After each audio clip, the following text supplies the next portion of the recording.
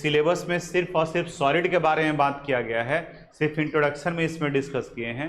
बाकी यहाँ पे क्रिस्टलाइन एंड एमॉर्फस इस सॉलिड के टाइप में आएगा, सॉलिड के ही टाइप है। और फिर इसके बाद में जितने सारे हैं एमॉर्फस को सिर्फ इंट्रोड्यूस करेंगे, फिर सब क्रिस्टलाइन वगैरह के बारे में यहाँ पे बात किया जाएगा। ये इसके सिलेबस में हो, यानी सॉलिड स्टेट के इंट्रोडक्शन में वही डिफिनेशन लिखवाने जा रहे हैं, वही लिखवाए हैं जो आप लोग नीचे क्लासेस से पढ़ते चले आ रहे हो।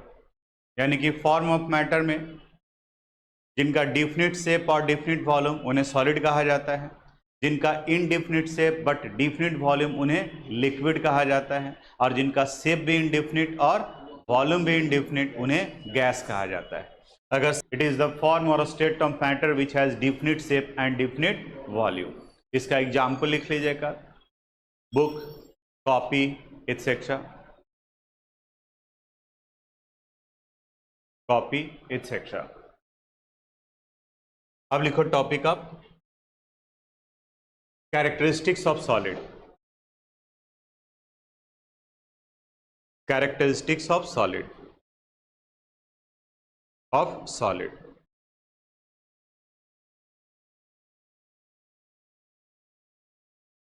लिखो इसमें, it has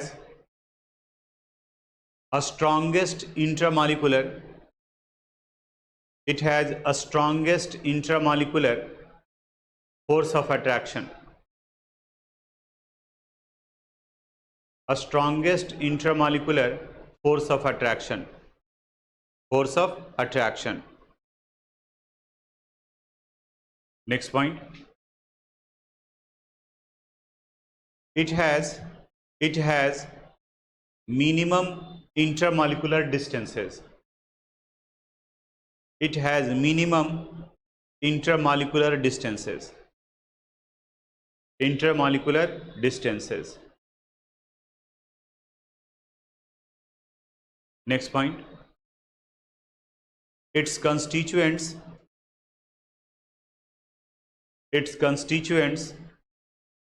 are closely packed, its constituents are closely packed, and therefore it is non-compressible, and therefore it is non-compressible in nature, compressible in nature। क्योंकि गैप रहेगा तभी तो उसको कंप्रेस कर सकते हैं, कोई गैप ही नहीं है तो कंप्रेस नहीं होगा। Next point, its constituents cannot move, its constituents cannot move, नहीं मूव कर सकता है, cannot move, they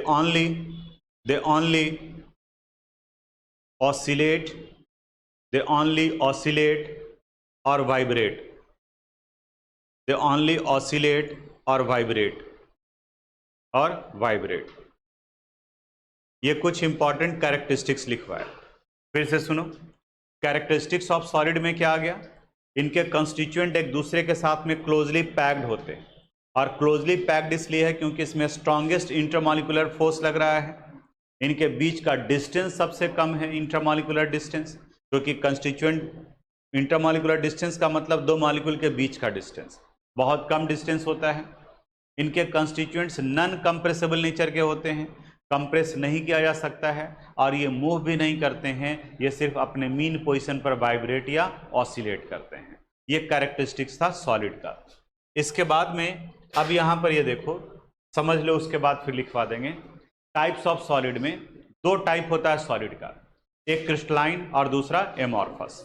अब ये क्रिस्टलाइन और एमॉर्फस क्या है, जो यहाँ देखो एक डायग्राम से समझाने का कोशिश करते हैं।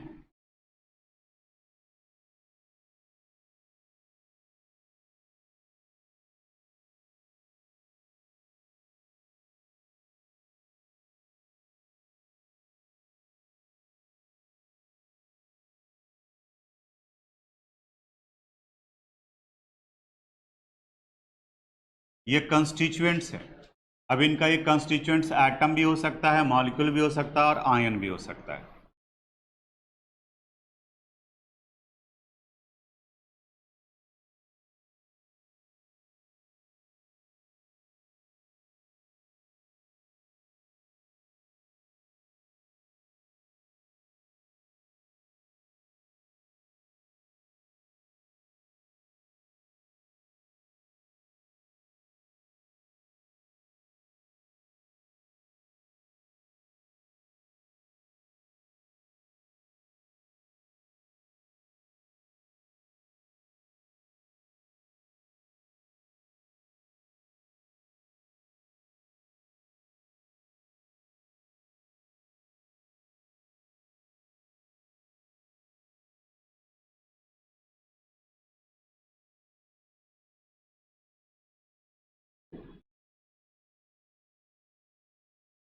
चलो यहाँ बोर्ड पर देखो, ये दो क्रिस्टल स्ट्रक्चर, दो स्ट्रक्चर दिया हुआ है जिसमें सॉलिड सब्सटेंस के कंस्टिट्यूएंट्स का अरेंजमेंट दिखाया गया है।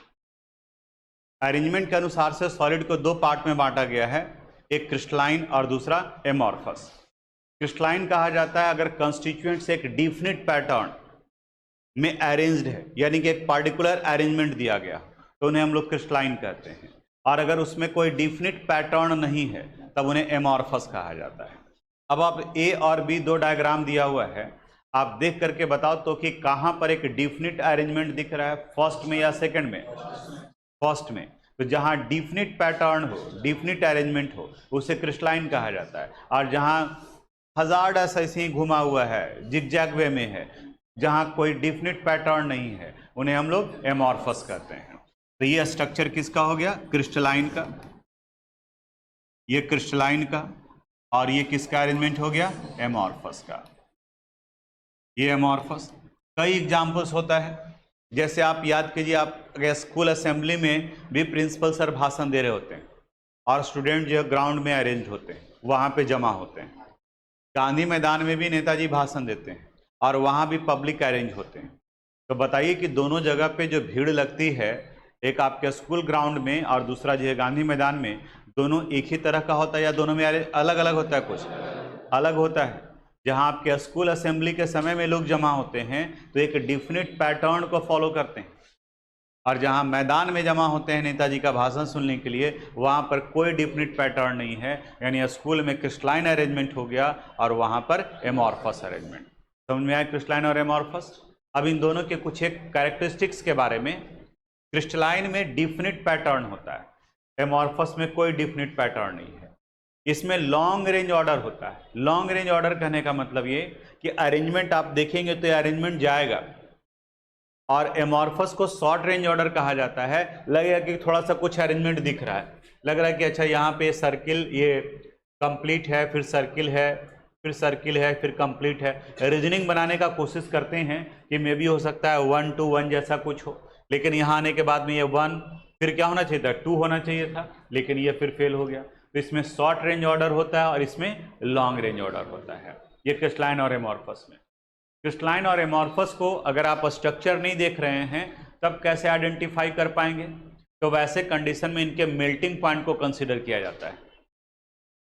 क्रिस्टलाइन में शार्प मेल्टिंग पॉइंट होता है, जबकि एमॉर्फस में शार्प मेल्टिंग पॉइंट नहीं होता है। ये शार्प मेल्टिंग पॉइंट कहने का मतलब क्या?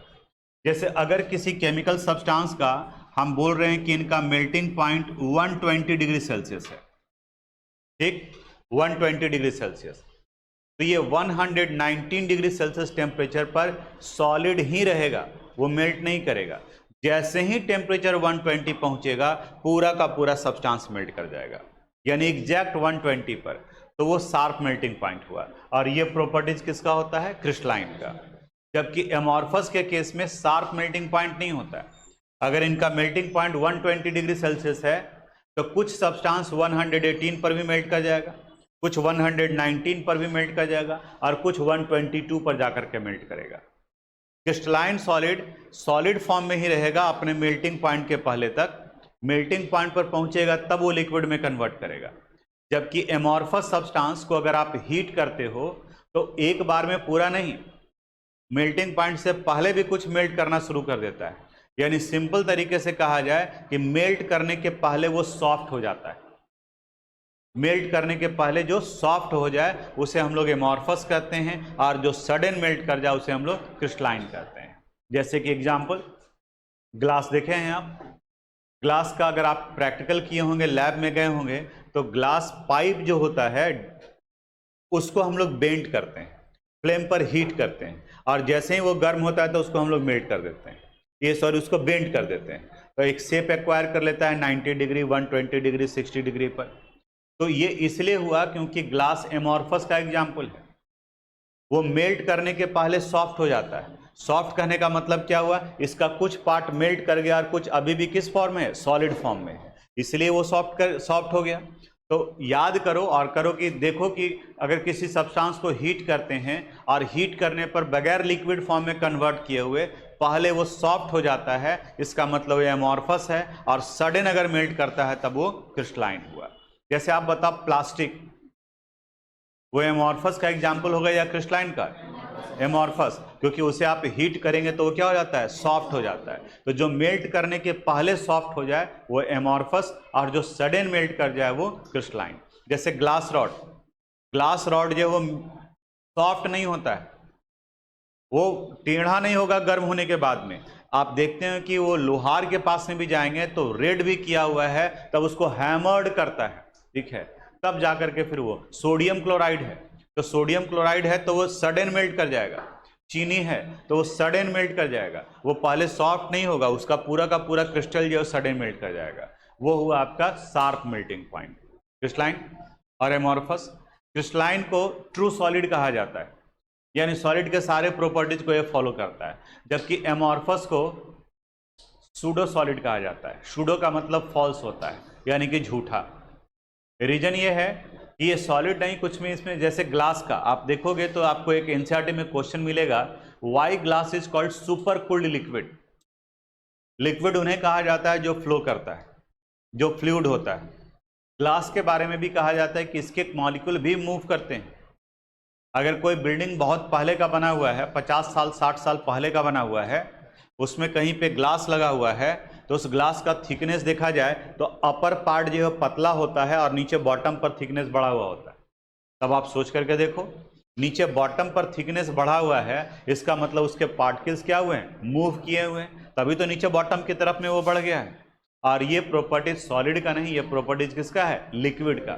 लेकिन ये मूवमेंट इतना स्लो है कि हम लोग तुरंत ऑब्जर्व नहीं कर सकते हैं। ऐसा नहीं कि आज थिकनेस मेजर किया और अगले सप्ताह में फिर आप मेजर करोगे तो कहीं पे ज़्यादा और कहीं पर कम नजर आएगा। वो एक लंबा टाइम लेगा, और लंबा टाइम निकलने का मतलब ये हो कि उसका कंस्टिट्यूएंट धीरे धीरे मूव कर रहा है, और धीरे धीरे मूव करने का मतलब इसका टेम्परेचर बहुत कम है, इसलिए इसे सुपर कूल्ड लिक्विड कहा जाता है। तो डिफरेंस भी कभी कभी पूछता है। एक और टर्म आता है आइसोट्रॉपिक और अनआइसोट्रॉपिक। क्रिस्टलाइन को जब कट करोगे तो शार्प क्लीवेज देगा, बिल्कुल स्मूथ सरफेस देगा जहां पे कट करेंगे, और एमॉर्फस को देंगे तो वो रफ सरफेस का फॉर्मेशन करता है। यानी कट करने के बाद में टच करते हैं, टच करने पर अगर उनका शार्प इमेज बन रहा है, ये शार्प दे रहा है, उनका कट जो शार्प एज दे रहा है, तो वो क्रिस्टलाइन हुआ, और अगर रफ दे रहा है तो वो एमॉर्फस हुआ। रीजन ये है कि इसे कहीं से कट करेंगे, जैसे अगर मान लें कि यहाँ से कट किए तो ये कंस्टिट्यूएंट ये पूरा अलग हो गया, ठीक है। अब यहाँ पर एक ही जैसे कंस्टिट्यूएंट है तो बिल्कुल एक प्लेन में अरेंज रहेगा, जबकि यहाँ से अगर इसे हम लोग कट करेंगे तो इनका कुछ अलग अरेंजमेंट होगा और इनका कुछ अलग होगा, इनका कुछ अलग होगा, तो इसलिए रफ सरफेस देता है। एक और प्रॉपर्टी जिसमें जनरली कंफ्यूज रहता है स्टूडेंट, एमॉर्फस आइसोट्रॉपिक नेचर का होता है और क्रिस्टलाइन अनआइसोट्रॉपिक नेचर का होता है। अनआइसोट्रॉपिक, आइसोट्रॉपिक कहने का मतलब ये, आइसोट्रॉपिक कहने का मतलब ये कि अगर आप इसे कट करते हैं, किसी भी डायरेक्शन से आप कट करते हैं, तो ये अपने सारे कंस्टिट्यूएंट्स का प्रॉपर्टी शो करता है, उन्हें आइसोट्रॉपिक कहा जाता है। और अनआइसोट्रॉपिक कहने का मतलब जिसे अलग अलग डायरेक्शन से कट करेंगे तो अलग अलग कंस्टिट्यूएंट्स का प्रॉपर्टी शो करेगा। जैसे यहीं देखो डायग्राम में, यहां से कट किए तो ये वाला पार्ट अलग निकला, तो देख रहे हो सिर्फ सर्किल निकल रहा है, डॉट नहीं निकल रहा है, तो इसका अलग प्रॉपर्टीज हुआ। यहां से कट करोगे तो देखो, तो ये जो कट करने के बाद पार्ट निकला तो सर्किल भी है और क्या है? डॉट भी है। यहां से कट करेंगे तो सिर्फ क्या निकलेगा? डॉट। यानी कि अलग अलग क्लीवेज का अलग अलग प्रॉपर्टीज वो आएगा। तो ये आ गया क्रिस्टलाइन में। जबकि एमॉर्फस के केस में कहीं से भी कट करोगे तो सब जगह पर ये डॉट का भी शो कर रहा है और सर्किल का भी कर रहा है, डॉट का भी शो कर रहा है और सर्किल का भी कर रहा है। तो ये प्रॉपर्टीज आइसोट्रॉपिक कहा जाता है। नोट में यहाँ पर लिखे भी हैं आइसोट्रॉपिक। ये कैरेक्टरिस्टिक्स ऑफ क्रिस्टलाइन हो गया, कैरेक्टरिस्टिक्स ऑफ एमॉर्फस हो गया। देखो यहाँ crystalline solids are anisotropic in nature, that is some of their physical properties like electrical resistance और refractive index show different values from different direction of the crystal, while amorphous solids are isotropic in nature and they show identical properties from all direction। NCERT book में एक question दिया हुआ है, जाकर के आज घर में देखना। उसमें दिया हुआ है कि एक सॉलिड सब्सटेंस है जिनका रिफ्रैक्टिव इंडेक्स वैल्यू सारे एंगल से सभी तरफ से बराबर है, तो वो क्रिस्टलाइन होगा या एमॉर्फस होगा? क्या होगा? एमॉर्फस। सभी तरफ से आइडेंटिकल है, इसका मतलब वो आइसोट्रॉपिक नेचर का है। और आइसोट्रॉपिक किसका प्रॉपर्टी होता है? एमॉर्फस का। अगर डिफर कर रहा है तो वो क्रिस्टलाइन होगा। बोलो यहाँ तक क्लियर है? अब इसी ग्राउंड के आधार पर हम लोग ये पॉइंट लिख सकते हैं, differences between crystalline and amorphous. तो कैरेक्टरिस्टिक्स तक हम लिखवा देंगे और ये डिफरेंस आप लिख लोगे उसी पॉइंट को। जैसे यहाँ पर डिफरेंस में, क्रिस्टलाइन में इट हैज डिफिनिट पैटर्न और geometry, it has indefinite pattern, it has long range order, it has short range order, it is called true solid, it is called pseudo solid, it is anisotropic in nature and it is isotropic in nature, it has sharp melting point, it has not sharp melting point। बोलो clear है यहां तक? अब इन सबको लिखवा देते हैं, लिखिए। यहाँ ये क्रिस्टलाइन एंड एमॉर्फस सॉलिड दिख रहा है आपको स्क्रीन पर, डिफरेंस है। एमॉर्फस को के बारे में यहीं तक पढ़ना था। अब इस चैप्टर में हम लोग एमॉर्फस के बारे में बात नहीं करेंगे, इसका कोई डिफिनिट पैटर्न नहीं है, ये खत्म हो गया। अब जब तक ये सॉलिड स्टेट चैप्टर चल रहा होगा तब तक हम लोग सिर्फ और सिर्फ क्रिस्टलाइन के बारे में ही बात करेंगे। तो अब इस सॉलिड का दो टाइप हो गया, एक क्रिस्टलाइन और दूसरा एमॉर्फस। और अब हम लोग यहाँ पर स्क्रीन पर देखो, क्रिस्टलाइन का ये टाइप है, ये क्रिस्टलाइन सॉलिड का टाइप है। Molecular solid, ionic solid, metallic solid, covalent और नेटवर्क सॉलिड। ये जो क्लासिफिकेशन किया गया है वो दो क्राइटेरिया लिया गया है, एक उनके कंस्टिट्यूएंट्स का नेचर क्या है और उनके बीच में अट्रैक्टिव फोर्स कौन सा लग रहा है। ध्यान से सुनो, उसके बाद लिखवा देंगे। यहाँ पर इसका नाम ही है मॉलिक्यूलर सॉलिड, यानी कि इसके कंस्टिट्यूएंट्स कौन हो गए? मॉलिक्यूल। यहाँ इनके कंस्टिट्यूएंट्स मॉलिक्यूल्स हो गए, यानी कि मॉलिक्यूलर फॉर्म में एग्जिस्ट करेगा। दूसरा है आयोनिक सॉलिड, गेस करो इसका कंस्टिट्यूएंट्स क्या होगा? आयंस, यानी कि एक कटायन और दूसरा अनायन। फिर है मेटेलिक सॉलिड, यानी कि इस जगह पर इन्हें कहा जाता है positive kernels in sea of movable electrons. जैसे जो भी मेटल है तो मेटल का वैलेंस इलेक्ट्रॉन बाहर रहता है, वो मूवेबल फॉर्म में होता है, और उसी वैलेंस इलेक्ट्रॉन के मूवेबल होने की वजह से वो गुड कंडक्टर ऑफ इलेक्ट्रिसिटी होता है। तो उसी को movable electron, positive colonel's. Colonel's का मतलब क्या हुआ? जैसे आप बताओ सोडियम का फार्मूला क्या हुआ? Na, एटॉमिक नंबर कितना है? 11। सोडियम का अगर इलेक्ट्रॉनिक कन्फिग्रेशन लिखे हम लोग तो इनका कन्फिग्रेशन हो गया 281। अगर किसी एटम से उसके वैलेंस इलेक्ट्रॉन को रिमूव कर दिए, बाहर कर दिए, तो सोडियम से अगर हम लोग एक इलेक्ट्रॉन माइनस कर दिए तो अब ये किस में कन्वर्ट कर गया? Na प्लस में। इसे पॉजिटिव कर्नल्स कहा जाता है, यानी कि कर्नल्स उस एटम्स को कहा जाएगा जिसका वैलेंस इलेक्ट्रॉन बाहर निकाल दिया गया है, और जब इलेक्ट्रॉन बाहर निकाल दिए तब वो पॉजिटिवली चार्ज हो गए, इसलिए इसे पॉजिटिव कर्नल्स कहा गया। और जो इलेक्ट्रॉन बाहर निकले हैं वो पूरे क्रिस्टलाइन अरेंजमेंट में फ्रीली मूव कर रहा होता है, इसलिए कहा जाता है positive kernels in sea of movable electron. और फिर लास्ट है कोवेलेंट और नेटवर्क सॉलिड, इसके कंस्टिट्यूएंट्स एटम्स होते हैं। अब दूसरा होता है इनका इंटरमॉलिक्यूलर और अट्रैक्टिव फोर्स। मॉलिक्यूल्स के केस में अट्रैक्टिव फोर्स यहां लग रहा होता है van der Waals forces. Ion के केस में आयोनिक बॉन्ड या फिर आप कह सकते हो इलेक्ट्रोवैलेंट बॉन्ड। यहां पॉजिटिव कर्नल्स के केस में अट्रैक्टिव फोर्स लगता है, इन्हें मेटेलिक बॉन्ड कहा जाता है। और नेटवर्क और कोवेलेंट सॉलिड में इनके बीच में जो लगने वाला फोर्स ऑफ अट्रैक्शन है उसे कहा जाएगा कोवेलेंट बॉन्ड। यानी यहाँ वान डेर वाल फोर्स, यहाँ पर आयोनिक बॉन्ड, यहाँ मेटेलिक बॉन्ड और यहाँ कोवेलेंट बॉन्ड। अब एक एक एग्जाम्पल ध्यान में रखो।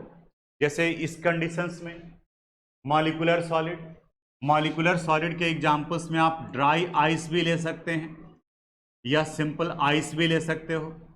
अब देखो आइस कहने का मतलब क्या होगा? वाटर, H2O मॉलिक्यूल्स के फॉर्म में है, और ड्राई आइस कहा जाता है सॉलिड कार्बन डाइऑक्साइड गैस को, यानी कि कार्बन डाइऑक्साइड को सॉलिडिफाई कर दिए तो कूलिंग इफेक्ट प्रोड्यूस करता है। और ड्राई नाम इसलिए पड़ा क्योंकि ये मेल्ट नहीं करता है, सबलाइम कर जाता है।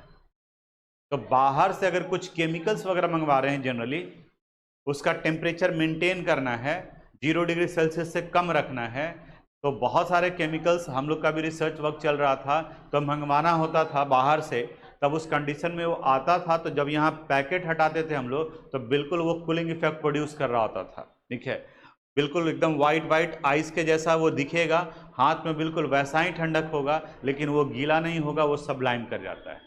इसलिए वो ड्राई आइस कहा जाता है। तो उनका इस्तेमाल किया जाता है।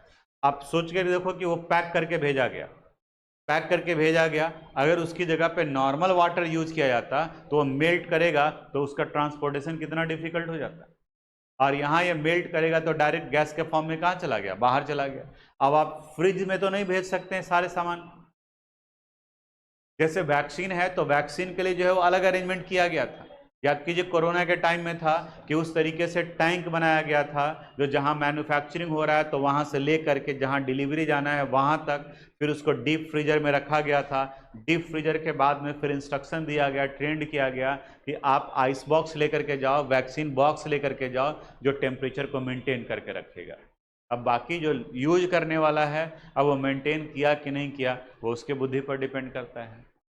आप हम पता नहीं लगवाए कितने जो है, ठीक है, जितना आया वो सब जो है वो आप लोग भी लगवाए थे, ठीक है। अब वो मेंटेन था कि नहीं था, वो क्या हुआ नहीं हुआ, गवर्नमेंट का इंस्ट्रक्शन था, सब लोगों ने लगवाया, ठीक है। तो यहाँ पर ये आपका ड्राई आइस एग्जाम्पल हो गया। आयोनिक सॉलिड, आप जरा एग्जाम्पल बताओ। आयोनिक सॉलिड जहाँ ionic compound, sodium chloride NaCl, इसका कंस्टिट्यूएंट क्या हो जाएगा, Na+ and Cl-। Metallic solid, कोई भी आयरन, कॉपर, एल्यूमिनियम, ये सब जो आयरन, कॉपर, ये सब के सब मेटल हैं, सॉलिड स्टेट में एग्जिस्ट करते हैं। सिर्फ एक ही मेटल लिक्विड स्टेट में एग्जिस्ट करता है, कौन, मरकरी, ठीक है। और एक गर्मी के दिन में मेल्टिंग लिक्विड फॉर्म में एग्जिस्ट करता है, गैलियम, ठीक है। वो गर्मी में, क्योंकि उसका मेल्टिंग पॉइंट होता है 25 डिग्री सेल्सियस, और गर्मी में टेम्परेचर 40 तक पहुंच जाता है, 45 तक पहुंच जाता है, तो उसको हम लोग लिक्विड नहीं करते हैं। लिक्विड में सिर्फ मरकरी को रखा जाता है, और नॉन मेटल में सिर्फ एक लिक्विड है, ब्रोमीन। इसमें कोवेलेंट सॉलिड में, यानी कि यहाँ एटम्स, तो एटम्स के केस में बाकी का जो ग्रेफाइट ले लो, डायमंड ले लो, ये सब के सब जो सॉलिड फॉर्म में पाए जाते हैं, और इनके कंस्टिट्यूएंट्स एटम्स होते हैं। तो ये हो गया आपका क्रिस्टलाइन सॉलिड का टाइप्स। अब इसको लिखवा देते हैं, ठीक है। Thanks for watching this video. अगर आपको कोई प्रॉब्लम है, अगर किस तरह का समझने में कोई दिक्कत है, तो आप मुझे मैसेज कर सकते हैं। हम अपनी तरफ से पूरी कोशिश करेंगे उसे रिप्लाई करने के लिए। अगर आपको ये वीडियो पसंद आया हो तो प्लीज़ इसे लाइक करें, सब्सक्राइब करें एंड शेयर करें। Thank you very much.